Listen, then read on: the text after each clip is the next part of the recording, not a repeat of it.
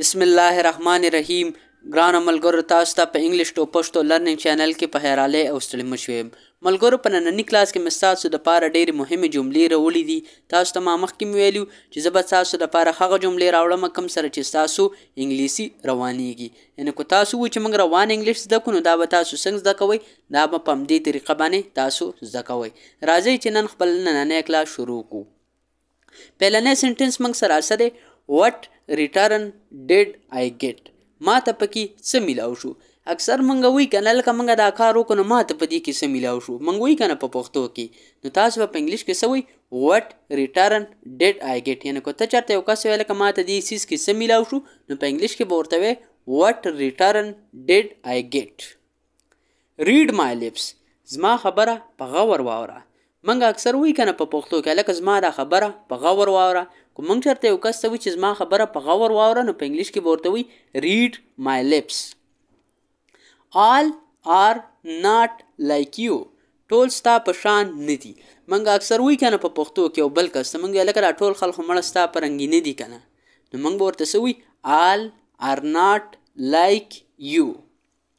ګوډ بای، د الله په امان. که موږ چېرته کله یو کس موږ سره ولاړي او هغه موږ سره مخاخه وکړي او هغه د موږ نه جدا کېږي، د موږ نه بل خوا ځي، نو هغه ته موږ وایي د الله په امان. یعنې الله دې په تا باندې مطلب الله دې تا ته مطلب حفاظت درکړي، دغه امن درکړي. امان مطلب دی امن، نو موږ ورته په انګلیش کې وایي ګوډ بای. کاونټ آن می، په ما باور وکړه. که موږ چېرته یو کس وایي چې هلکه په ما باندې باور وکړه یا په ما باندې یقین وکړه، موږ وایي که نه په پښتو کې هلکه ته په ما باندې باور وکړه. موږ د یو کس نه یو څیز الو او هغه ته موږ چې هلکه ته په ما باندې باور وکړه چې دا شي به ستا دا به تا له مطلب زه حفاظت کې ساتم. نو موږ کو یو کس ته وایي چې په ما باور وکړه، نو په انګلیش کې به ورته وایي کاونټ آن می. هولډ مای کالز، ما ته زنګونه مه کوه. که تاسو سره یو کس چېرته زنګونه کوي په موبایل باندې او ته ورته وایې چې ما ته زنګونه مه کوه، نو په انګلیش کې به ورته سمپل ته څه وایې هولډ مای کالز. بلیو ان یور سیلف، ملګرو په دې کې زه غلط شوی یم، په ایډیټینګ کې د ما نه غلطي شوې، ما بیهیو لیکلی دی. نو د دې مطلب دا نه دی چې بیهیو، دا دی بلیو ان یور سیلف، په خپل ځان باور ساته. که موږ چېرته یو کس وایي چې هلکه په خپل ځان باندې باور ساته، تاسو به ډېر خلک داسې لیدلي چې هغه په ځان باندې باور نه وي، په ځان باندې یقین نه وي.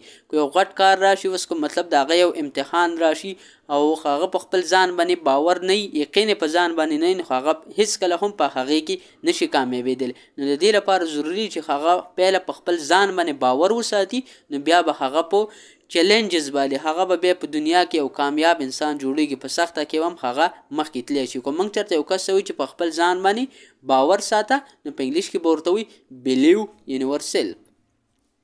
pour some tea in this cup، په دې پیالۍ کې لږ چای واچوه.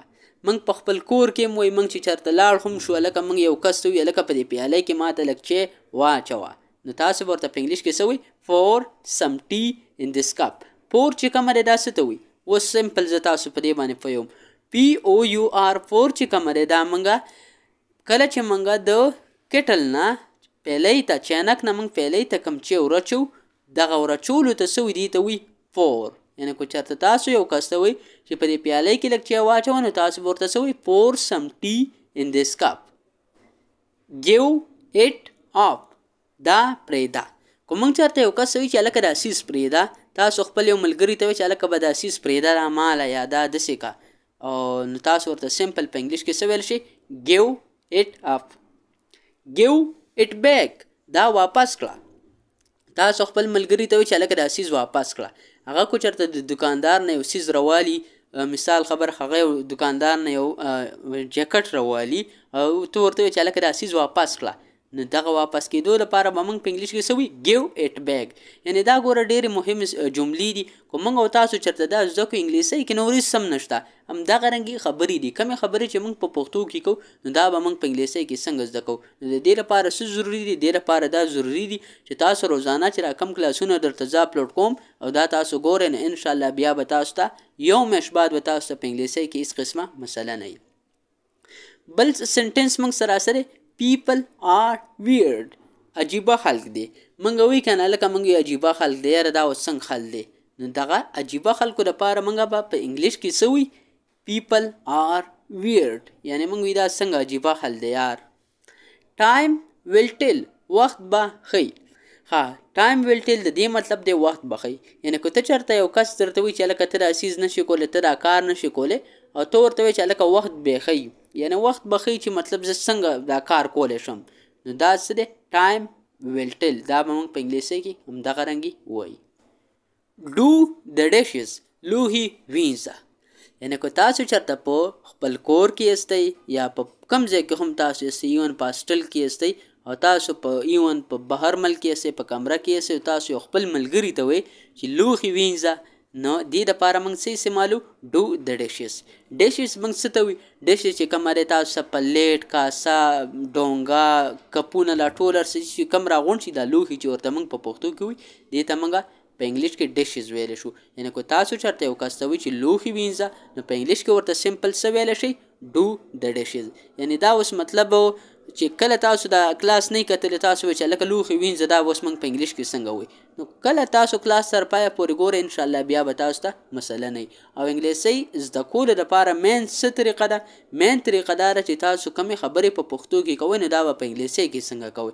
روزانه په بنیاد چې تاسو کومې خبرې په پښتو کې کوئ نو دا به تاسو په انګلیش کې څنګه کوئ. کله چې تاسو دا زده کړئ د انګلیسي هم تاسو زده کړه بیا صرف تاسو په سکلز باندې لږ کار کولی شئ. مخکې ځو کلاس مخکې بوځو. اوس موږ سره بل سنټنس راسره nothing feels right څه هم مزه نه کوي. اکثر به تاسو ډېر خلک داسې لیدلی که نه هغه وایي هلکه هېڅ هم مزه نه کوي. نو چې کله موږ وایي هلکه هېڅ هم مزه نه کوي یو کار هم مزه نه کوي یا ماله یو څیز هم مزه نه راکوي نو موږ به په انګلیش کې څه وایي nothing feels right. safety come first د ټولو نه اول احتیاط. دا safety come first دا به تاسو لیدلی په بهر ملکونو کې دا به نه تاسو ته په پاکستان کې میلاو شي نه به تاسو ته په افغانستان کې میلاو شي ځکه د دې دوو ملکونو چې کم حکومتونه دي یا کم خلک دی دوی کې مطلب هغه انسانیت نشته دی. دوی وایي چې اول کار دی بیا سیفټي ده.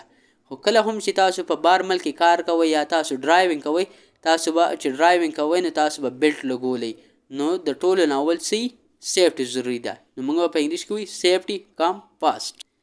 anything could happened څه هم کیدی شي.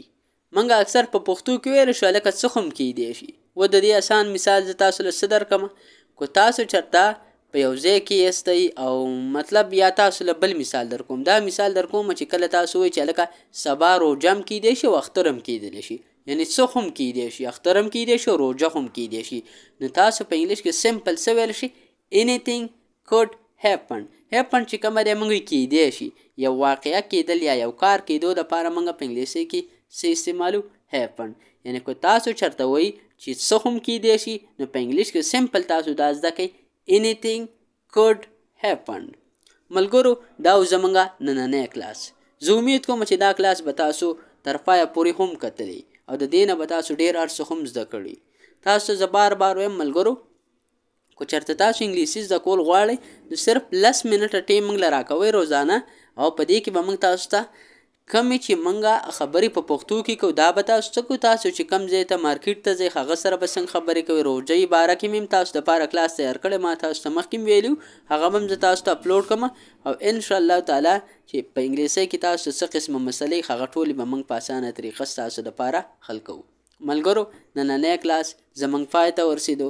اوس ماله اجازت راکئ انشاءالله تاسو سره به په یو بل نوي کلاس کې ملاقات کیږي. د خپل ځان ډېر ډېر خیال ساتئ او چېرته چې هم اوسئ خوشحاله اوسئ آباد بریالي ژوندي او ګړندي اوسئ. د الله په امان.